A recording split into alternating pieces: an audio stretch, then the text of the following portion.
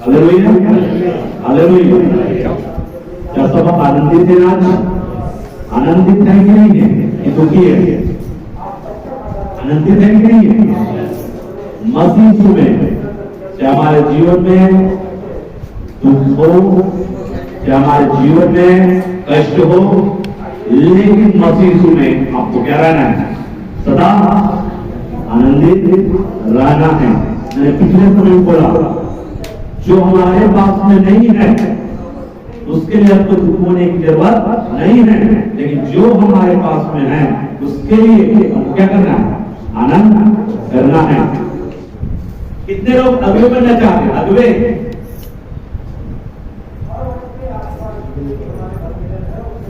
स्त्रियों में अगुवे बनना चाहते कि नहीं बनना चाहते? बनना चाहते हैं? नहीं बनना चाहते? देखो, अगुवे को दुख उठाना पड़ेगा। अगुवा अगर बनना है मेरे प्रियो, आपको कई परिस्थितियों का सामना करना पड़ेगा। कई लोग क्या करते हैं, अगुवे बनने के लिए तैयार हो जाते हैं, लेकिन अगुवे अगर बनना है, हो सकता है आपको बंदीगिरी में भी जाना पड़े, हो सकता है आपको मार भी खाना पड़े, हो सकता है कई प्रकार के आपको तकलीफों का सामना करना पड़े। अगुवे बनने की इच्छा रखते हैं, उनके अंदर में दर्शन होना चाहिए मेरे प्रियो। मैं अगुवा बनना चाहता हूं, लेकिन इस बात को भी आपको जानना है कि मुझे हो सकता है बंदीगिरी में भी जाना पड़ेगा। उसके लिए भी आपको क्या रहना है? अगुवा बनना है तो तैयार रहना है कि रहना है? हो सकता है आपको मार भी खाना पड़े, उसके लिए भी आपको तैयार रहना है। अगुवे बनने का मतलब ऐसा नहीं कि मतलब अच्छा आपके साथ में होगा।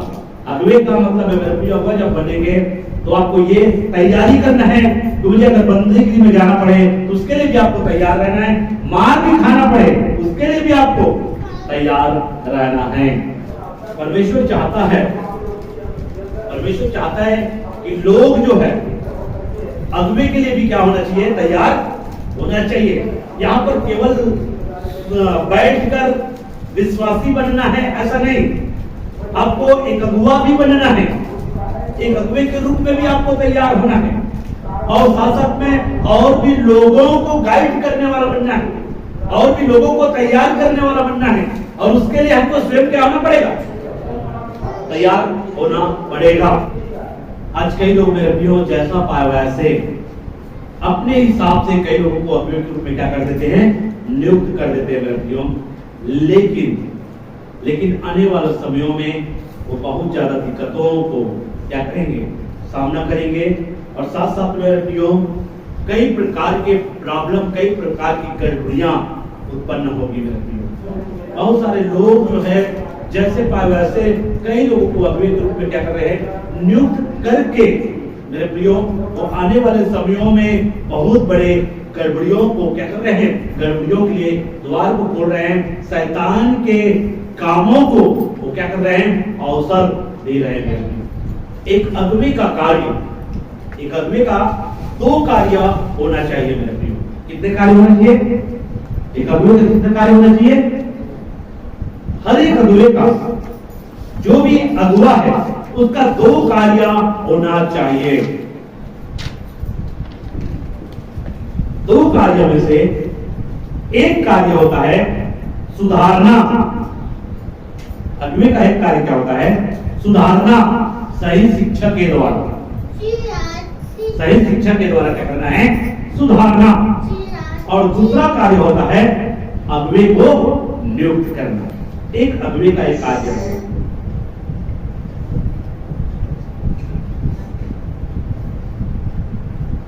ठीक लिखिए, सुनिए।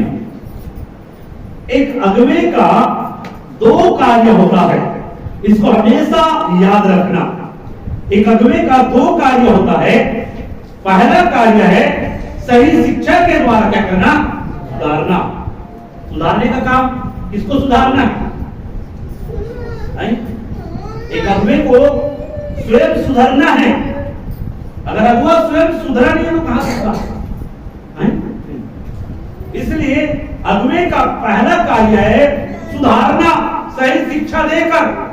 और किसको सही शिक्षा देकर सुधारना है? पहली बात, जितने लोग उसके अंदर में सुनने के लिए आते हैं, विश्वासियों को सुधारना, विश्वासियों को क्या करना, सुधारना, क्या देकर, सही शिक्षा देकर उनको क्या करना, सुधारना।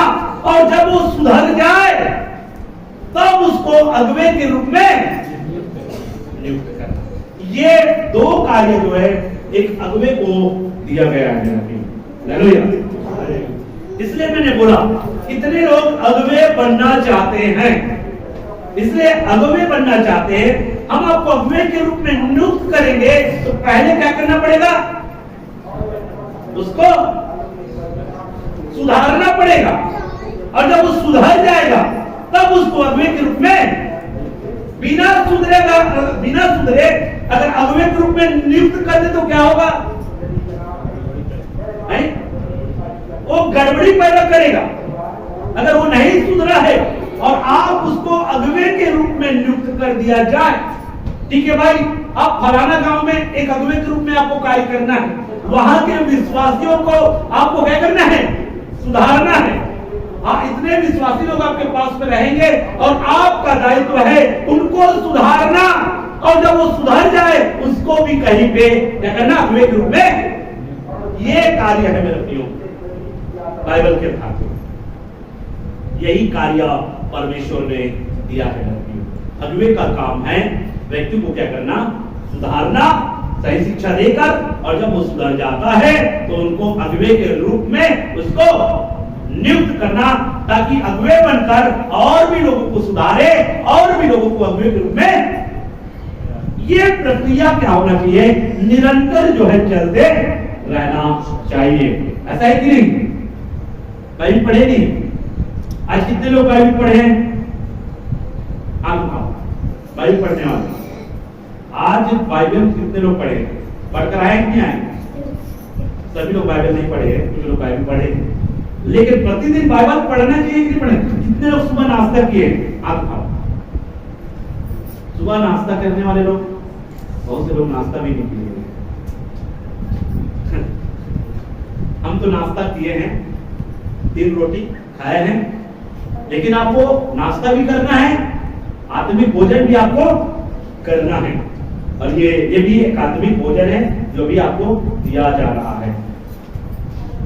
इसलिए आपको अगुवे के रूप में आपको क्या रहना है, तैयार होना है। और अगुवा जो है उसको क्या करेगा, तैयार करेगा। और उसके बाद में जब वो तैयार हो जाता है तो उसको अगुवे के रूप में क्या कर देता है, नियुक्त करता है। ऐसा वचन में बताया गया है। इसलिए तीतुस की पत्री निकालेंगे, तीतुस की पत्री,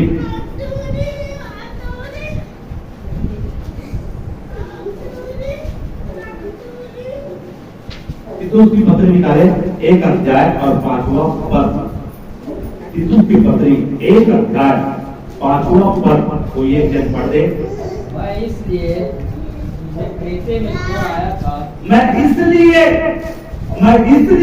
तुझे क्रेते में क्या हुआ, छोड़ आया था। कहाँ छोड़ आया था?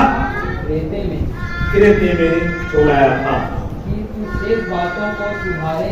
यहाँ पे क्या बोल रहा है, तू शेष बातों को क्या करे, सुधारे, शेष बातों को सुधारे, और मेरी आज्ञा के अनुसार, और मेरी आज्ञा के अनुसार नगर नगर प्राचीनों को नियुक्त करे। नगर नगर प्राचीनों को नियुक्त करे। नगर नगर प्राचीनों को नियुक्त करे। यहाँ पर मेरे प्रियो, यहाँ पर हम देखते हैं तीतुस। ये तीतुस कौन है? परमेश्वर का एक दास है। यहाँ पे संत पौलुस कह रहा है, तीतुस मैं तुमको क्रेते में छोड़ आया। कहां पर? क्रेते क्या है? क्रेते जैसे यहाँ तरबूज एक गांव का शहर, वैसे क्रेते भी है। अगर इसके विषय में अगर देखेंगे मेरे जो क्रेते एक बड़ा टापू है। क्रेते क्या है? एक बड़ा टापू है, यूनान के दक्षिण में, भूमध्य सागर में है। भूमध्य सागर में यह पड़ता है क्रेते एक बड़ा टापू है, उस स्थान का नाम है क्रेते। तो वहां पर पौलुस जो है इसको क्या कर लिया है, तीतुस को छोड़ा है। अब इसका काम क्या है, इसका काम क्या है, सुधार करे, इसमें सुधारे, विशेष बातों को सुधारे, टीचिंग दिया, पौलुस शिक्षा दिया और उनको तैयार किया। लेकिन कुछ और कमियां थी, उन कमियों को सुधारने के लिए और प्रभु की शिक्षा को उनके जीवन में देने के लिए, शिक्षा में बढ़ाने के लिए यहाँ पे पौलुस जो है क्रेते को क्या किया, तीतुस को क्रेते में क्या कर दिया, नियुक्त कर दिया। और उसके बाद में तीतुस को क्या कर रहा है, पौलुस जो है आज्ञा दे रहा है कि तू नगर नगर क्या करे, नगर नगर प्राचीनों को क्या करना है, नियुक्त करना है। इसका कहने का मतलब है और भी अगुवे को क्या करे, नियुक्त करना है। कलीसिया को शिक्षा देने के बाद, कलीसिया को सिखाने के बाद जो लोग मसीह में समर्पित हैं, जो लोग सुधर गए हैं, जो लोग अच्छा जीवन जी रहे हैं, जो लोग लायक है, योग्य है, उनको अगुवे के रूप में क्या करना है, नियुक्त करने के विषय में यहाँ पे संत पौलुस जो है किसको बोल रहा है, तीतुस को बोल रहा है। तीतुस को क्या कर रहा है, बोल रहा है। इस वचन के अनुसार से अगर देखा जाए मेरे प्रियो, तो यहाँ पर तीतुस को, तीतुस कौन है, मैंने बुधवार को बताया था क्या, बुधवार को बताया था ना। तीतुस एक गैर यहूदी है, कहने का मतलब है हमारे समान एक अन्य जाति है। गैर यहूदी का मतलब अन्य जाति है, और ये जो है सुसमाचार के द्वारा जो है प्रभु को ग्रहण किया, और प्रभु को ग्रहण किया, ये बहुत ही समर्पित था परमेश्वर की सच्चाई में चलने के प्रति, परमेश्वर की इच्छा में चलने के प्रति क्या था, समर्पित था, जिसको पौलुस जो है एक अगुवे के रूप में क्रेते में क्या कर दिया, नियुक्त कर दिया। और उसके बाद उसको कह रहा है, और तीतुस तू भी क्या करना, नगर नगर जो है अगुवे नियुक्त करना, प्राचीन नियुक्त करना। उससे पहले क्या करना है, जो विशेष कमियां हैं उन कमियों में क्या करना, सुधार करना, उन कमियों में क्या करना है, सुधार करना है। इसका कहने का मतलब है मेरे प्रियो, किसी को अगुवे के रूप में नियुक्त करने से पहले उनको क्या करना है, सुधारना है कि सुधारना है, कि बस वो प्रार्थना करता है, यीशु पर विश्वास करता है और उसको अपने अगुवे के रूप में क्या कर दे, नियुक्त कर दे। ऐसा करने से क्या होगा, वो क्या करेगा, वो गड़बड़ी पैदा करेगा, क्योंकि नया चेला नहीं होना चाहिए, नया चेला नहीं होना चाहिए। तो बहुत दिनों तक उनको सिखाना है, बहुत दिनों तक उनको टीचिंग देना है, बहुत दिनों तक उनको तैयार करना है, और जब वो तैयार हो जाता है, जब वो परिपक्व हो जाता है, तो किसी दूसरे क्षेत्र में, किसी दूसरे नगर में, या जिस गांव से वो आता है उसी गांव में उसको अगुवे के रूप में क्या कर दे, नियुक्त कर दे, ताकि और भी लोगों को सुसमाचार सुनाकर और भी लोगों का झुंड को क्या करे, तैयार करे, और भी झुंड एकत्रित हो। क्योंकि यहाँ पर देखिए परमेश्वर का वचन ऐसा नहीं कहता मेरे प्रियो कि एक जगह सभी लोगों को इकट्ठा करे, परमेश्वर का वचन ये नहीं सिखाता। लेकिन जैसे कि यहाँ पर आसपास के गांवों से आ रहे हैं, आसपास के गांवों से आ रहे हैं, उस गांव में आपको क्या करे, उसको तैयार करके उनको अगुवे के रूप में क्या करे, नियुक्त करे, और वो वहां की जो झुंड होगा उनको क्या करेगा, टीचिंग देगा, सिखाएगा, तैयार करेगा। और उसके बाद में समय समय पर जो अगुवे के रूप में नियुक्त किया है वहां पर उनका परीक्षण करना है, जाकर उस कलीसिया को देखना है, और जाकर उस कलीसिया में कुछ कमियां हो, उस कमियों के विषय में टीचिंग देना है, सुधार करना है। इस प्रकार से तैयार करने के विषय में बाइबल हमको क्या करता है, सिखाता है। तो यहाँ पर देखिए एक अगुवा होना है, एक अगुवा का कार्य है सुधारना। पहली बात सही शिक्षा के द्वारा सुधारेंगे, कैसे, सही शिक्षा के द्वारा। सही शिक्षा का आपको जानकारी होना जरूरी है। पहले सही शिक्षा की जानकारी आपको लेना है, सही शिक्षा से आपको भरना है, सही शिक्षा को आपको जानना है। उसके बाद में सही शिक्षा देकर लोगों को क्या करना है, सुधारना है। क्योंकि कई लोग गलत मार्ग में चल रहे हैं, गलत शिक्षा में चल रहे हैं, उनको सही शिक्षा देकर उनको क्या करना है, सही दिशा में लाना है। इस प्रकार का कार्य जो है एक अगुवे को दिया गया है। हालेलुया। और उसके बाद में आप लोग देख सकते हैं मेरे प्रियो उसका और पढ़िए।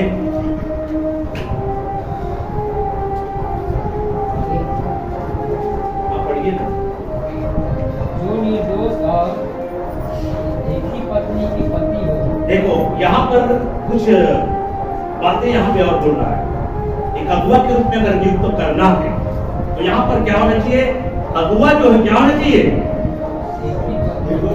निर्दोष। अगुए क्या होना चाहिए? निर्दोष होना चाहिए। हाँ, और एक ही पत्नी के पति हो।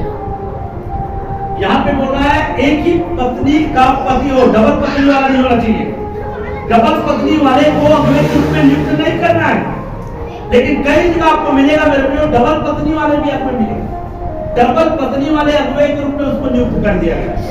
लेकिन ऐसा बाइबल हमको नहीं सिखाता। जो सचमुच में पवित्र आत्मा से भरा हुआ होगा, जो पवित्र आत्मा के चलाए चलता होगा, वो कभी भी जिसका डबल पत्नी है वो कितने समर्पित क्यों ना हो, उसको आप अगुए के रूप में नियुक्त नहीं कर सकते। क्योंकि अगर आप उसको अगुए के रूप में नियुक्त करते हैं तो क्या होगा? आप वचन के खिलाफ में जा रहे हैं। वचन के खिलाफ में जा रहे हैं। एक अगुआ क्या होना चाहिए? एक ही पत्नी का क्या होना चाहिए? होना चाहिए कि नहीं होना चाहिए? एक ही पत्नी का क्या होना चाहिए? इसका मतलब क्या हुआ? डबल पत्नी। अगुए का डबल पत्नी होना चाहिए क्या? समझ में आया? अगुए का क्या होना चाहिए? अगर अगुआ होना चाहते हैं, अगर अगुआ बनना चाहते हैं तो आपका एक ही पत्नी होना चाहिए ना? पत्नी एक ही पत्नी होना चाहिए। ठीक है, और पढ़िए। जिनके बच्चे विश्वासी हो। और यहाँ पर लिखा हुआ है उनका बच्चे क्या होना चाहिए? विश्वासी हो। अब क्या होता है, कई बार होता है, मैं ऐसे अगुओं को भी देखा है, केवल अगुआ उनका पत्नी ना तो विश्वास में है ना तो बच्चे उनका विश्वास में है। ऐसे लोगों को अगुए के रूप में नियुक्त कर दिया। क्या ये सही है? नहीं है मेरे प्रियो। वचन की जानकारी ना होने के कारण, शिक्षा की जानकारी ना होने के कारण आज कई लोग ऐसे लोगों को अगुए के रूप में नियुक्त कर देते हैं, या तो स्वयं अगुए के रूप में नियुक्त हो जाते हैं। उनको कोई अगुए के रूप में नियुक्त नहीं करता, वे स्वयं अगुआ बन जाते हैं अपने हिसाब से। लेकिन यहाँ पे क्या बोल रहा है? अगुआ अगर होना है, जो अगुआ होना चाहता है, पहली बात तो उनका एक ही पत्नी होना चाहिए। अब कलीसिया में आप लोगों को मान लीजिए कलीसिया में डबल पत्नी वाला है और अच्छा आराधना करता है, अच्छा प्रार्थना करता है, क्या उसको अगुए के रूप में नियुक्त कर दोगे क्या? नहीं, ऐसा नहीं करना है। क्योंकि अगर ऐसा करोगे तो वचन के खिलाफ में जाएगा, वचन के खिलाफ में हो जाएगा। इसलिए वचन का जानकारी भी आपको होना बहुत जरूरी है। दूसरी चीज, मान लीजिए यहाँ पर कोई व्यक्ति है लेकिन उनके बच्चे और उनकी पत्नी अगर विश्वासी नहीं है, अविश्वासी है, तो ऐसे लोगों को भी आप अगुए के रूप में नियुक्त नहीं करना है। ऐसे कई लोग हैं मेरे प्रियो, उनका पत्नी विश्वास में, बच्चे विश्वास में, उसको अगुए के रूप में नियुक्त कर दिया। यहाँ पर वचन को देखना है मेरे प्रियो। यहाँ पे तीतुस को कह रहा है, तीतुस तुमको क्या करना है? नगर नगर अगुए को नियुक्त करना है। लेकिन अगुआ नियुक्त करते समय इस बात का ध्यान रखना है, वो कैसा होना चाहिए? पहली बात, एक ही पत्नी का पति होना चाहिए। दूसरी बात, उनके बच्चे क्या होना चाहिए? अगर वो विश्वासी है लेकिन उनके बच्चे विश्वासी नहीं है, पत्नी विश्वासी नहीं है, ऐसे लोगों को अगुए के रूप में आपको नियुक्त नहीं करना है। ये जो है पौलुस जो है तीतुस को सिखा रहा है, तीतुस अगुआ नियुक्त करना है आपको, लेकिन इस बात को भी ध्यान रखना है कि आपको कैसे लोगों को अगुए के रूप में खड़ा करना है। एक ही पत्नी का पति होना चाहिए और उनके बच्चे जो है उद्धार पाया होना चाहिए, या प्रभु को जाना हुआ होना चाहिए, अविश्वासी नहीं होना चाहिए। एक हमारे अगुआ से मुलाकात हुआ, उसका नाम तो नहीं लूंगा, उस अगुए के साथ में मेरा मुलाकात हुआ।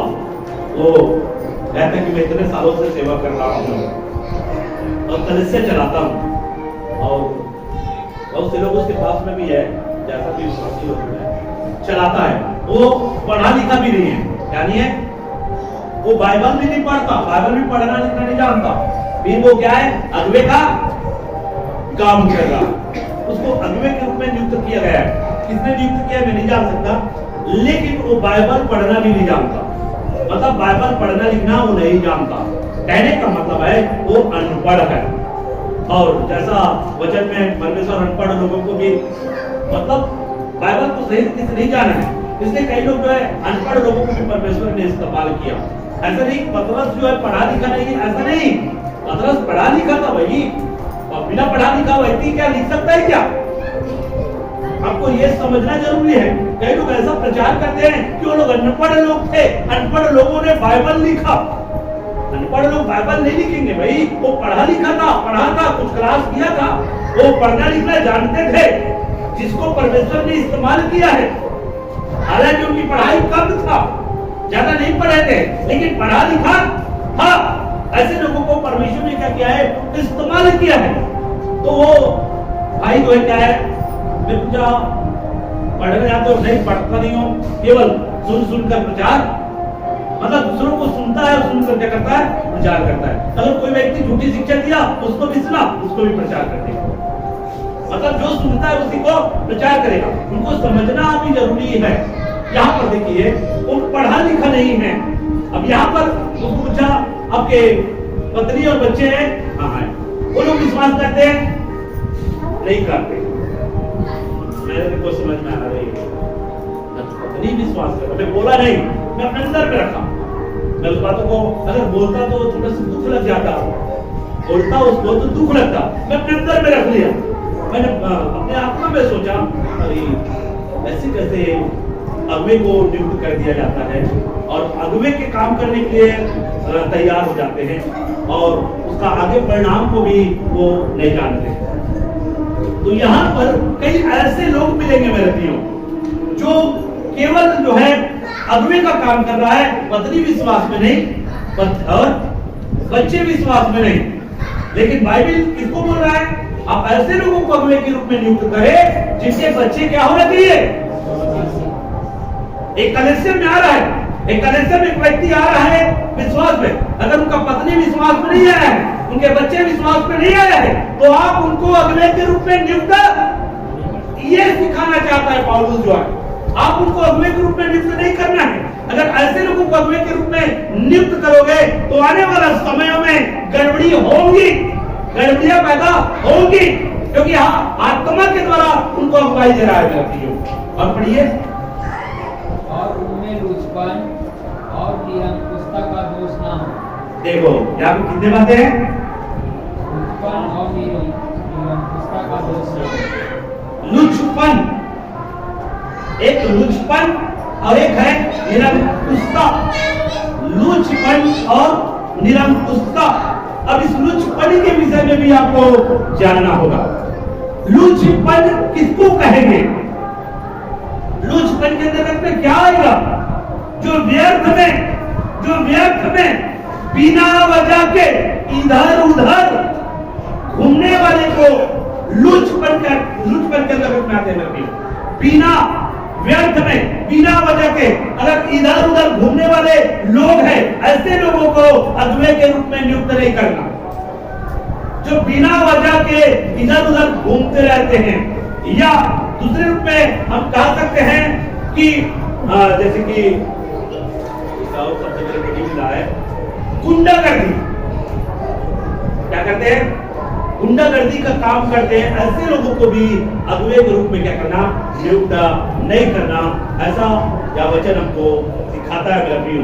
इसका एक और अर्थ बता रहा हूं, व्यर्थ में किसी से लड़ने झगड़ने या मारपीट करने वाला, व्यर्थ में लड़ने झगड़ने मतलब बिना वजह के लड़ाई करते हैं, बिना वजह के लड़ते हैं, झगड़ते हैं, मारपीट करने वाले को भी आप अगुवे के रूप में नियुक्त नहीं करना।